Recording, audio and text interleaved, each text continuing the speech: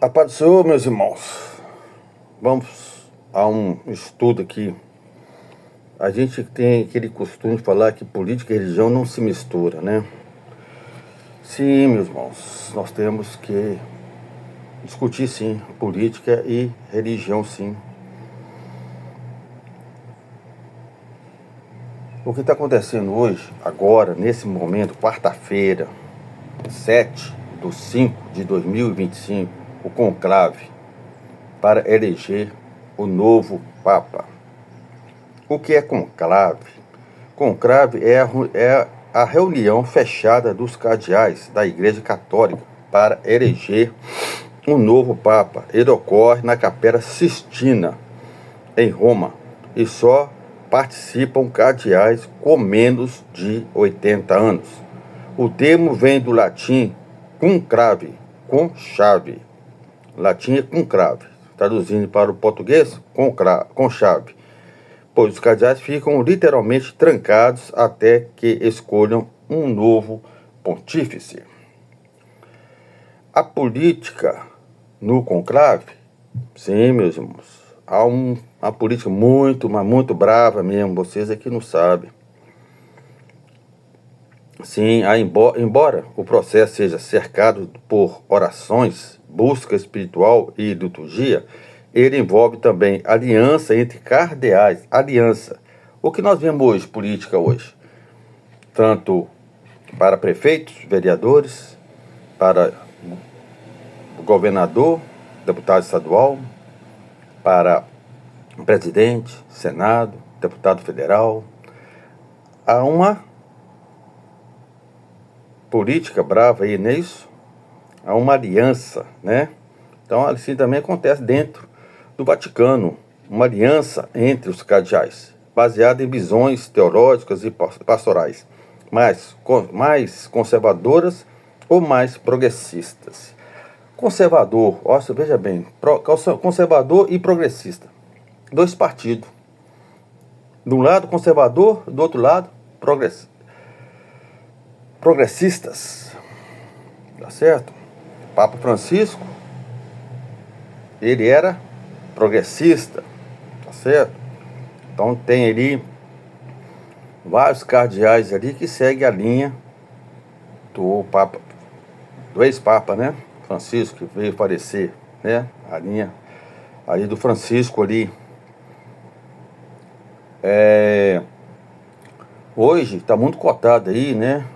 Nós vemos aí, é o Sara, né? Robert de Sara, é isso, se eu estiver errado. Robert de Sara, esse aí é o que está mais cotado, mas ele é conservador, então ele é da turma do conservador. E eu creio que ele não vai ser eleito, apesar que ele é muito cotado, mas eu creio que não. Eu não sou profeta não, tá? Não estou profetizando nada. Tá certo? Por ele ser conservador, eu acho que ele não vai conseguir se eleger como Papa não, correto? Então eu acho que o Francisco aí vai ter a maioria, correto? Por quê? Porque cada presidente que entra aqui no Brasil, que escolhe uma pessoa para ser juiz do Tribunal Superior Federal, tá certo? Assim também o Francisco.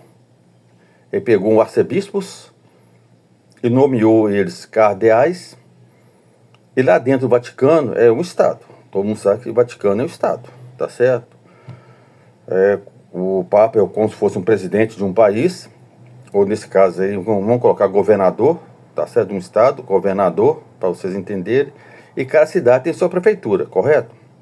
Então, é como se fosse o Papa ali, seja o governador do Vaticano, e as secretarias ali, elas são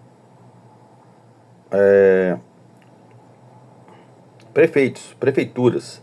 Então, Francisco aí escolhe aí os novos cardeais para assumir cada prefeitura ali dentro do Vaticano, tá certo? Então, eu creio que a maioria aí é do lado franciscano, tá certo? Disputas, né, de influências ligadas a blocos regionais como Europa, América Latina e África, né? Campanhas silenciosas, mesmo antes da morte ou renúncia de um Papa, onde nomes são ventilados e apoios sondados. A tensão entre espiritualidade e política.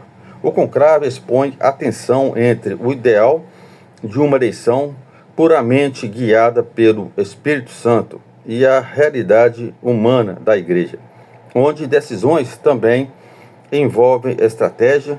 Um antigo ditado entre os cardeais é: quem entra no conclave como Papa, sai cardeal.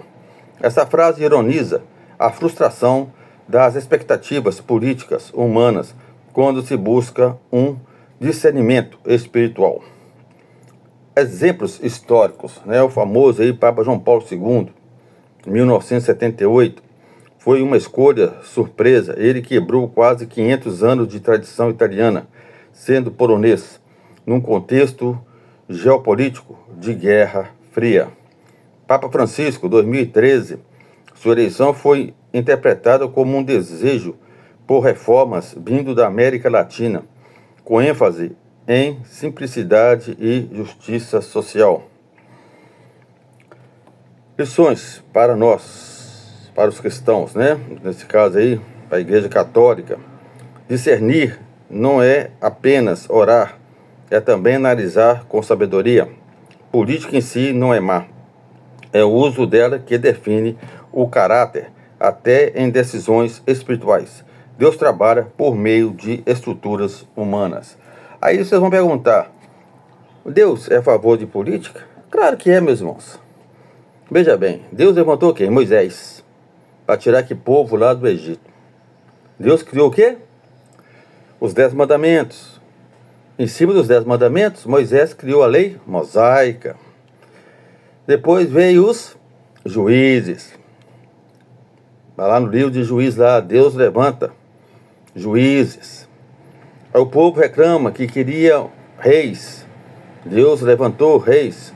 Saul primeiro, depois veio Davi, depois veio Salomão e assim por diante, até chegar a Jesus Cristo.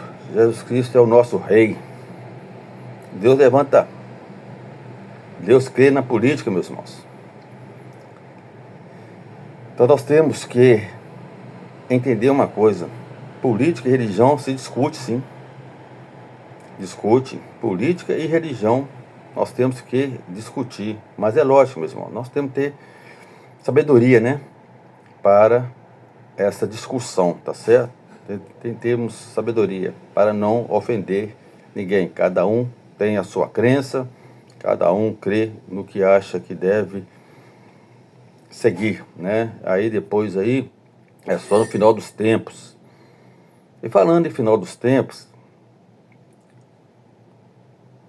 será que está chegando a hora? Satanás vai levantar falsos profetas? O falso profeta? Será que está na hora de levantar o anticristo? Será que está na hora da igreja ser arrebatada? A igreja vai ser arrebatada antes, ou no meio, ou depois da grande tribulação? Fica essas perguntas aí, meu irmão. Na paz.